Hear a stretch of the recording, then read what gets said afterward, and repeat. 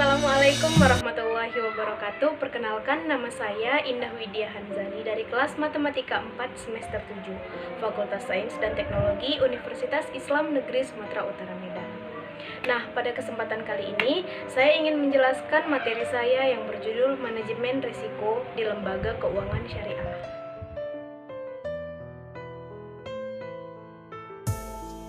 Manajemen risiko pada bank syariah. Manajemen adalah cara mengorganisir kegiatan-kegiatan kerja yang akan diselesaikan secara efektif dan efisien oleh orang lain.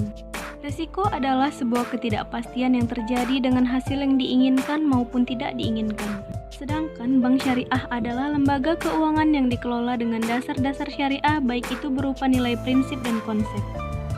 Risiko dalam pandangan Islam terdapat dalam firman Allah dalam Quran Surat Al-Hasyr ayat 18 yang artinya, hai orang-orang yang beriman, bertakwalah kepada Allah dan hendaklah setiap diri memperhatikan apa yang diperbuatnya untuk hari esok.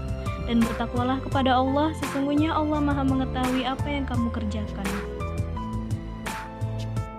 Menurut Joel G. Siegel dan J.K., manajemen risiko didefinisikan sebagai 3 hal. Pertama adalah keadaan yang mengarah kepada sekumpulan hasil khusus di mana hasilnya dapat diperoleh dengan kemungkinan yang telah diketahui oleh pengambil keputusan.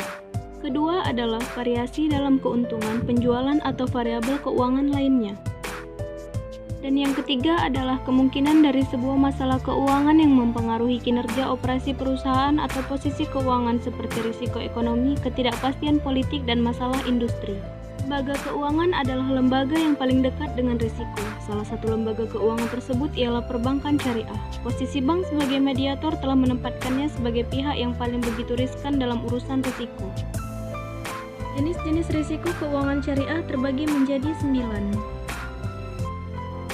Yang pertama, risiko likuiditas.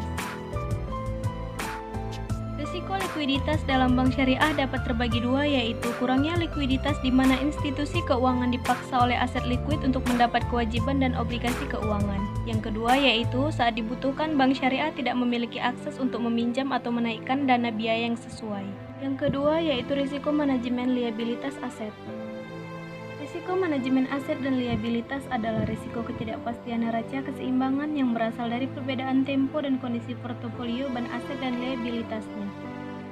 Yang ketiga yaitu risiko pembatasan. Risiko pembatasan adalah risiko kegagalan untuk meringankan dan mengatur berbagai jenis risiko yang berbeda. Hal ini meningkatkan risiko tekanan bank. Yang keempat yaitu risiko pengaturan. Risiko pengaturan mengacu pada risiko yang muncul dari kegagalan dalam mengatur institusi, kegagalan dalam melaksanakan bisnis dan perjanjian obligasi, serta dari lemahnya lingkungan institusi eksternal maupun internal, termasuk risiko resmi di mana bank tidak mampu untuk memaksa kontrak mereka. Yang kelima yaitu risiko operasional. Salah satu jenis risiko pengaturan adalah risiko operasional, didefinisikan sebagai risiko kerugian yang berasal dari ketidakcukupan atau kegagalan proses internal, berkaitan dengan masyarakat dan sistem atau risiko internal. Yang keenam, risiko penerima kepercayaan.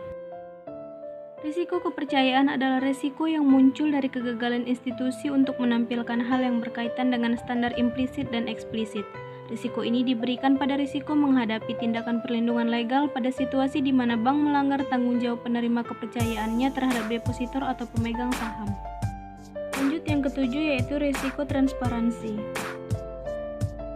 Risiko transparansi didefinisikan sebagai keterbukaan informasi yang dapat dipercaya yang memungkinkan pengguna informasi tersebut untuk melakukan penilaian yang akurat atas kondisi dan kinerja keuangan bank, aktivitas bisnis, tingkat risiko, dan praktik manajemen risiko. Yang kedelapan yaitu risiko syariah. Risiko syariah berkaitan dengan struktur dan fungsi Dewan Syariah sebagai institusi dan level sistemik. Risiko ini terdiri dari 2 hal. Yang pertama yaitu praktek non-standar atas perjanjian yang berbeda, dan yang kedua yaitu karena adanya kegagalan untuk taat pada aturan syariah. lanjut yang terakhir yaitu risiko reputasi.